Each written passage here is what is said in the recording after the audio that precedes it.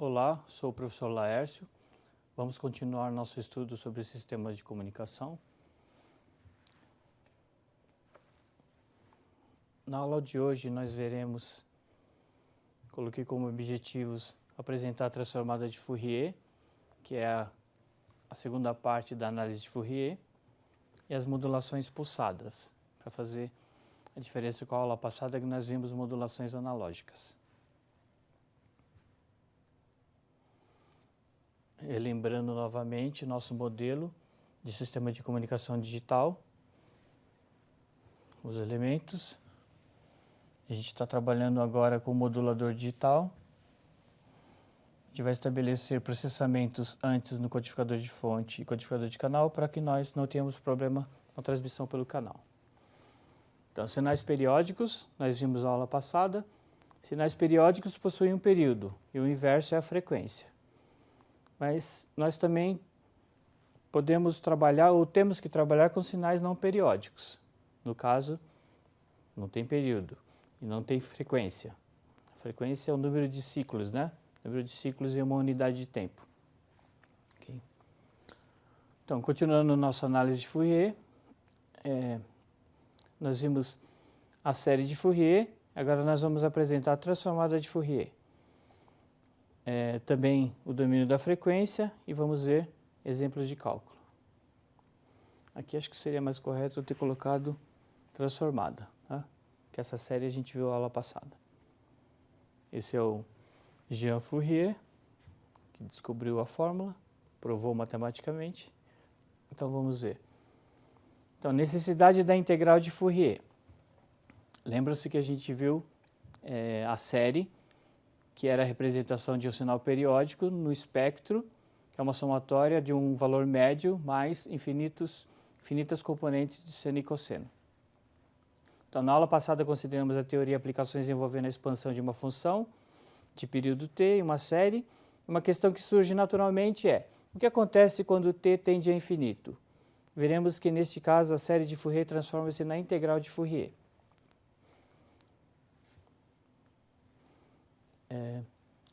O que fazer quando os sinais não são periódicos, né? Consequência do slide anterior. Então, por exemplo, uma descarga atmosférica. Será que daria para analisar uma descarga atmosférica com análise de Fourier? Sim, só que a gente precisa fazer uma modificação da série. Ele é um sinal não periódico, a descarga é um sinal não periódico. Produz interferência facilmente perceptível em determinadas faixas de um receptor de rádio. Sendo que causa interferência, nós temos que estudá-la para tentar obter meios para evitá-la ou até aproveitar a energia, né, da descarga. Como é feito isso? A gente tem que fazer análise no espectro, no domínio da frequência. Então, para sinais não periódicos, a ferramenta matemática utilizada é a integral de Fourier. O próximo slide ilustra como, a partir de um sinal periódico, pode-se chegar ao espectro de um sinal não periódico. Então, este é um sinal. Vejam o detalhe, é sinal periódico, mas vamos analisar somente um período. Nós vimos na aula passada que a gente vai ter raias, né, no espectro. Agora imagina que a gente vai expandir isso aqui, fazer o período ficar bem grande, tendendo a infinito, ou considerar somente um período, só que um período com largura infinita. Se nós fizermos isso, vocês podem observar que as raias se aproximam. O que vai acontecer é que no limite, esse sinal ele vai ficar contínuo. Essa é a diferença com o espectro da série de Fourier para sinais periódicos.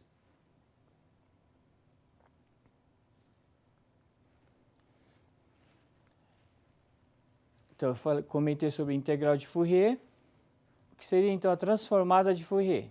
A transformada de Fourier é uma importante ferramenta matemática que permite representar no domínio da frequência um sinal não periódico a partir de sua representação no domínio do tempo. O que é uma transformada? Num certo domínio, nós tentamos fazer algum cálculo, às vezes, e esse cálculo é muito difícil. Então, nós utilizamos um outro domínio. Nesse outro domínio, o cálculo ele é mais fácil, talvez a volta seja mais complicada, porque nós temos que voltar para o domínio do tempo, que é o domínio com que a gente trabalha. Mas é uma técnica, né? Então existem vários tipos de transformadas. No caso, essa que nós estamos vendo é a transformada de Fourier, mas existe a transformada de Laplace. Mas para o nosso estudo no momento, essa é a mais importante. Então, além de facilitar o cálculo no outro domínio, a gente consegue observar certas características que não seriam observáveis no domínio do tempo.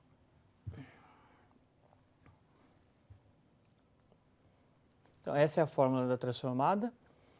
Nós vamos, quando nós estivermos representando no domínio da frequência, nós vamos colocar a letra maiúscula e f, diferenciar do domínio do tempo, que é uma função em t. Então, aqui em f, aqui em t. Como nós obtivemos essa transformada? É uma integral de menos infinito a infinito, do sinal que nós estamos considerando. Lembre-se que o sinal não é periódico. E aqui a gente vai usar uma notação exponencial. Esse j é raiz quadrada de menos 1, é um número complexo. No caso é negativo, e 2πft. 2πf, da aula passada, vocês se lembram que é a ômega, né? A frequência fundamental. Então, essa seria a representação no espectro de frequência. Nós conseguimos observar que ele é contínuo, diferente das raias do espectro de um sinal periódico. Aqui é a amplitude, esse é um sinal comum na engenharia, né? Que é um sinc. Nós vamos ver nos próximos slides como ele pode ser obtido.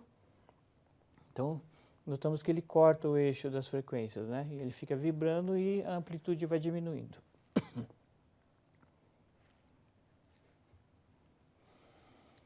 Então, esse é o espectro desse pulso, né? Esse pulso retangular, que vai de menos tal sobre 2.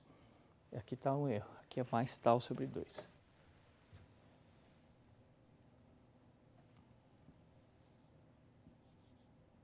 Tá? Então, menos tal sobre 2 a mais tal sobre 2. Aqui a amplitude, no caso, é V. Então, nós vamos calcular daqui a pouco a partir deste pulso e vamos obter o espectro. Então, transformada de Fourier, a envoltória do espectro contínuo bilateral pode ser calculada por meio da transformada de Fourier, dado um sinal aperiódico, não periódico, né? V de t, no caso eu estou representando uma tensão, né? Sua transformada de Fourier é dada pela expressão, aquela expressão que nós vimos no slide anterior. Então, essa transformada produz como resultado uma função no domínio da frequência, por isso podemos chamá-la de V de f, a representação letra maiúscula no domínio da frequência. Ok? Uma vez que se eu estiver no domínio da frequência, a volta é a transformada inversa de Fourier. Então, nós voltando, a gente volta para o domínio do tempo, a partir da expressão do domínio da frequência, também é uma expressão de menos infinito, uma integral de menos infinito a infinito, é uma exponencial, a gente representa a exponencial. A diferença é que o j, o número complexo, né, representando o número complexo, ele está positivo, é 2πft df. Então vamos ver um exemplo, né, exemplo de cálculo da transformada para um pulso unitário retangular. Então, exemplo, determinar a transformada de Fourier do pulso retangular definido por P de t eu chamei que é o pulso, né, um pulso retangular, de t sobre tal, e ele é dado por essa fórmula aqui, né? Se o intervalo de tempo estiver entre t sobre 2 e menos, tal sobre 2 e menos tal sobre 2, ele vale 1. Fora desse intervalo de pulso, ele vale 0. Qual é a solução? Nós utilizamos a fórmula, né, que nós vimos anteriormente. Vejam que é uma função fácil de calcular, né, porque ela é 0 em todo o eixo, somente entre menos tal sobre 2 e tal sobre 2 ela vale 1. Então, é uma função constante. Essa função constante, esse valor constante vai sair da integral, porque é constante, e nós vamos ter que calcular a integral somente da exponencial. Aqui é a continuação, né, do cálculo. Então, eu fico só com o exponencial, porque o P de t aqui ele era 1, né? E onde for 0, ele zera a função. Então, de menos infinito a infinito, eu vou acabar tendo que calcular de menos tal sobre 2 a tal sobre 2, que é o único intervalo que tem um valor. Ok? Isso aqui é o cálculo da integral. Então, reagrupando, substituindo os limites aqui na fórmula, né? Eu obtenho essa expressão aqui. Aqui eu rearranjo a expressão, eu ponho o negativo para o outro lado, né? Combinando com esse negativo do j e combinando com esse negativo dessa fração. Então eu vou ter exponencial de número complexo menos exponencial de número complexo sobre um número complexo. Se nós nos lembrarmos, isso aqui é seno hiperbólico. Então, o seno hiperbólico a gente resolve e obtemos essa expressão. Esse seno de πf tal sobre πf tal é o sinc, né? Que nós conhecemos como sinc. Então, portanto, o resultado é tal. O tal aqui ele é a amplitude sinc de f de tal.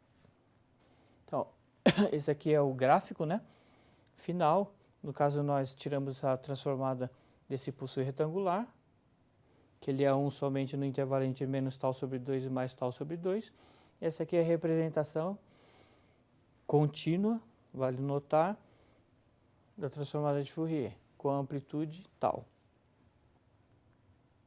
Um outro exemplo, o exemplo 2, para complementar, a transformada de Fourier da exponencial, ela é decrescente, né? Menos a tem módulo. Então, exponencial decrescente. Como é em módulo, né, nós vamos ver o gráfico que ela decresce para cá e decresce para cá.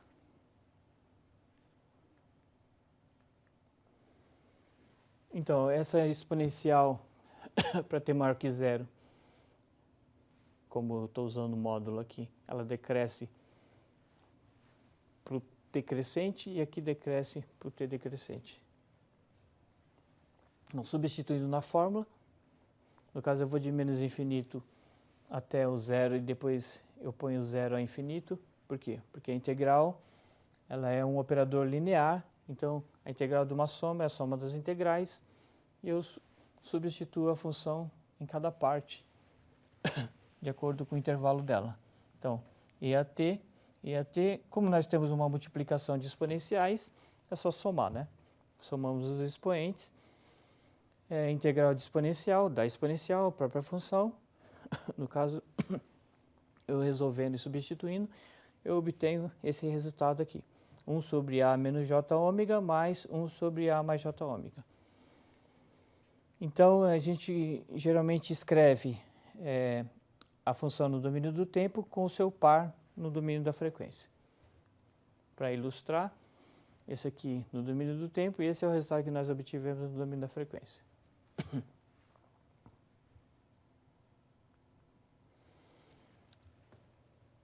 Existem funções muito difíceis de serem calculadas a sua transformada.